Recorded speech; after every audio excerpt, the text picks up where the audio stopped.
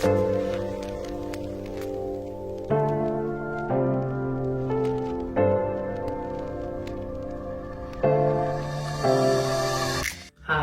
this is Sia from Glasgow University Riding Club. This video is the first in our series Yoga for Equestrians. Due to lockdown, many of us aren't able to actually be on a horse, but we're just looking at some ways we might be able to improve our riding while we're not able to actually ride. I'm not a qualified yoga instructor, but I've been dabbling in yoga for about 10 years, and certainly in the last 2 years I feel like I've been able to dramatically improve my riding with the help of yoga. So, I'm just trying to share what my teacher has taught me and what I've found out to work for me in improving my riding. Our Yoga for Equestrians series is in support of Riding for the Disabled Association Glasgow. RDA Glasgow provide many wonderful services and therapies for people with disabilities and special needs. If you find these videos at all helpful, please consider donating using the Just Giving link in the description. The suggested donation is £2 to £5 per video, but anything you can give will certainly help them to keep the horses fed and keep everything going so that their clients can get back to their therapies when the lockdown is over. This video is going to be on the hips, which I feel is the most requested video I've had when planning this. Hips get quite tight easily just in our lives and certainly when riding, and because there's a lot going on in the hips and they're quite complicated, it takes a long time for things to loosen off. But if you do manage to loosen things off, it'll help your balance and stability on the horse massively. And I think that's one thing that's changed my riding the most, is actually having some range of motion and mobility in my hips. We're going to start in child's pose with our knees as wide as the mat. Reaching your hands forward, gently push down to sit on your heels. Take a deep breath here and exhale as a big sigh. Inhaling, try to put some weight in your pinkies and rotate your shoulder blades away from each other, freeing up the neck. Inhale and exhale slowly through the nose. As you exhale, really push the air out so that your navel pulls back towards the spine. On the next inhale, move to puppy dog pose. Put your knees under your hips. You might need to reach a little bit forward and then sit back. If you can only get to your elbows, that is totally fine. If you can sink down enough for your chest or chin to touch the floor, that's great. Just be where it's comfortable for you and take some deep breaths through the nose.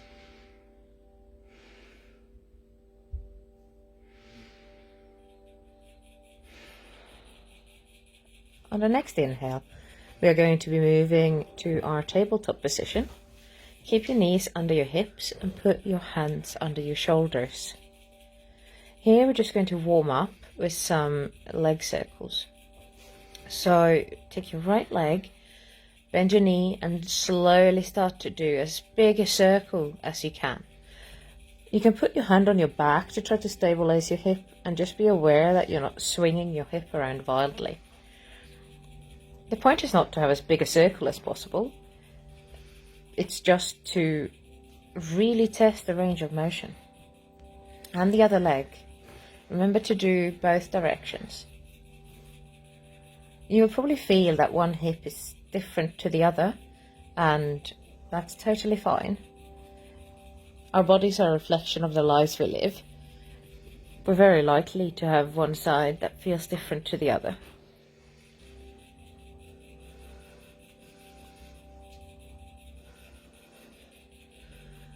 From here, we're going to move into a low lunge, putting our right leg forward. Remember to keep your knee over your ankle so you don't hurt your knee. You can use your hand in a hip crease to try to pull your right hip back and really square the hips to the front of the mat. From here, reach up and grab your left wrist with your right arm. On an exhale, lean over to the right. Inhale, come up, and then exhale again as you lean over to the side. Here, stay for a few breaths, and as you inhale, really fill up your left side with breath. You should feel this creating space in your left side body and in your left hip flexor. Come up on the next inhale, and we're going to swap legs. Sit up yourself with your hips squared to the front of the mat. On the next inhale, reach up.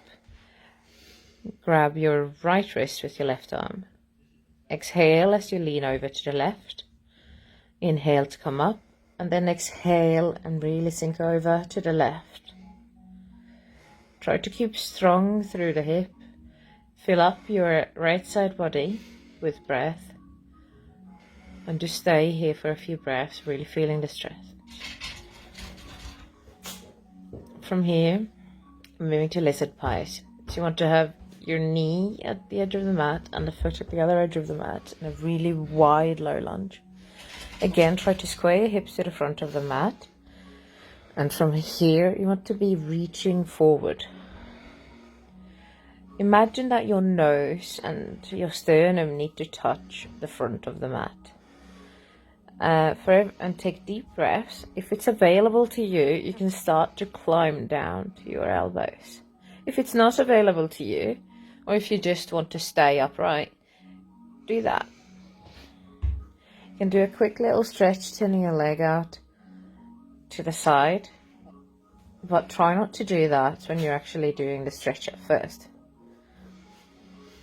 Swapping legs. Again, we're going to yearn forward with our nose and sternum towards the front of the mat with our hips square. This is how we create space in the hip and lower back. If it's available to you, feel free to crawl down to your elbows. If it's not available to you, maybe your other side is better, then that's fine. Just stay where you were. You can turn your foot out to do a little bit of an extra deep stretch by pushing your knee away again, but if that's not available to you, that's totally fine. From here, we're moving on to deer pose. I'm going to have a leg in front of us aiming for 90 degrees, and the left leg out to the side, also 90 degrees, but orthogonal to your right leg. Try to square the hips. If you can't get the 90 degrees in the front leg, that's totally fine. Again, we're going to sit up and try to stay with square hips over the leg, and then crawl forward again so that your nose and sternum are aiming to the front of the mat. After a few deep breaths, you can see if you can sink down to your elbows. If you can't, that's also fine. With every inhale, feel the breath rushing into your hips. With every exhale, try to let something go. If you feel there's been enough of something letting go and leaving, you can fold over your leg. Next inhale, come up. We're going to just swap sides. So now we have our left leg in front in a 90-degree angle, and the right leg behind. Try to stay square over your leg. As you see here, I'm having to pull on my foot to make that happen. And then we're going to start yearning ourselves forward again. We really want to be stretching forward from the bottom of our spine to the crown of our head to create that motion. If we just fold over, we're not building any strength and not increasing any mobility. We're just putting strain on a smaller group of muscles. If it's available to you, you can come down to your elbows, and when something releases on the exhale, you can fold over your leg. Feel the breath rush into your hip, and as you exhale, let something go. On the next inhale, come up. You can put your feet on the ground and shiggle your knees from side to side to release your hip a little bit if you're feeling a bit stuck at this point. From here, we're going to move into some more familiar territory. Keep your legs in front and sit up for staff pose. If you have a cushion or a block, feel free to put this under your tushy if you feel your lower back bowing out at all. The point is not to stress your lower back with these stretches. From here, keep a generous bend in the knees, even if you can reach your toes. Inhale and reach forward. If you can only grab your shins, that's totally fine. But bend your knees enough, if you can, that you can reach your thighs. Keep your back straight, pushing your tissue to the back wall. And as you pull on your feet push away. And this is what's going to create that range of motion in your lower back. Here I'm losing the block, but please feel free to keep the block or the cushion if it's helping you. If it's available to you, you can try to slowly straighten your legs. But note that I'm still keeping a little bit of a bend in my knees. And take a deep breath, and as you exhale, fold over your legs. Explore with moving your hip and moving around in the pose if you want to. Just stay nice and relaxed if you can. On the next inhale, we're going to come up. From here, we're going to move into bound angle pose, which might look more like an actual hip stretch. If you can only grab your shins here or your knees, that's totally fine. I'm going to go for ankles and feet. Here again, if you want to have a block or a cushion, feel free. So grab wherever you can, and here you want to be yearning again your nose and your sternum towards your feet. At each inhale, you want to try to get further down, and at the exhale, you let something go. If you feel a little release, you can just fold over your legs and breathe.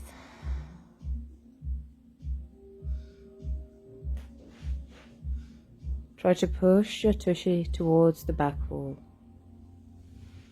On the next inhale, come up and just scoot your legs, your feet forward. Again, if you can only grab the knees, shins or ankles, do that. Otherwise, grab the feet. And again, sternum and nose towards your toes. Inhale, reach forward. Exhale, let something go. Pushing your tissue to the back wall. And on the exhale, you can fold over your legs. This should feel great in your hips and lower back. It's a great lower back release as well. And keep breathing. On the next inhale, come up slowly. We're going to roll over onto our backs. Pulling your right leg up a little bit, just get it warm. And then fold it over your left thigh for a figure 4 stretch. Here you can play with pushing your knee away and flexing your feet or pointing them. Feel free to rock a little side to side, just remember to keep breathing.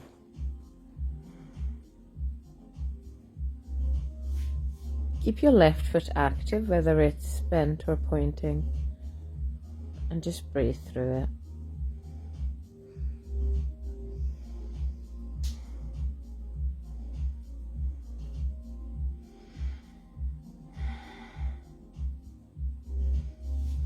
And let's swap over. Stretch both legs out, then take your left leg, pull it up to your chest and cross it over your thigh for a figure 4 stretch, grabbing your right leg behind the hamstring. Here again, you can flex your feet, keep them active, feel what feels good, maybe rock a little side to side.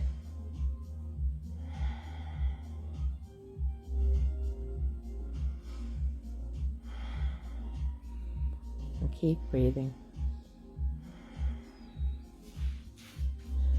Pull your knees into your chest, and we're going to go for happy baby pose. Bring your knees wider than your rib cage. If you can only grab your hamstrings, that's totally fine, but if it's available to you, grab your feet. With a deep breath, push your legs, your feet up towards the ceiling as you pull them with your arms. As you exhale, let your lower back just sink to the floor. This is a very restorative pose and great to finish off any hip stretches. You can rock a little side to side, explore the angle that feels the best in the knee and how wide your legs are. And remember to keep breathing. When you feel ready, you can pull your knees to your chest, rock a little side to side.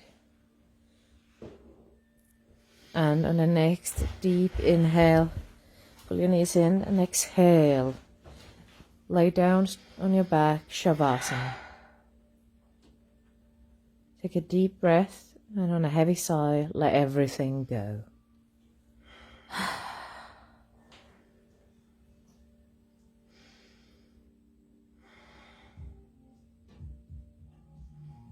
You can stay here as long as you like. When you feel ready, feel free to roll over onto your side and slowly sit up. Take a moment to thank yourself for taking the time to do this practice. This series is in support of RDA Glasgow, so if you find this video at all helpful, please consider donating using the Just Giving link in the description. I hope to see you soon, and until then, you guessed it, namaste.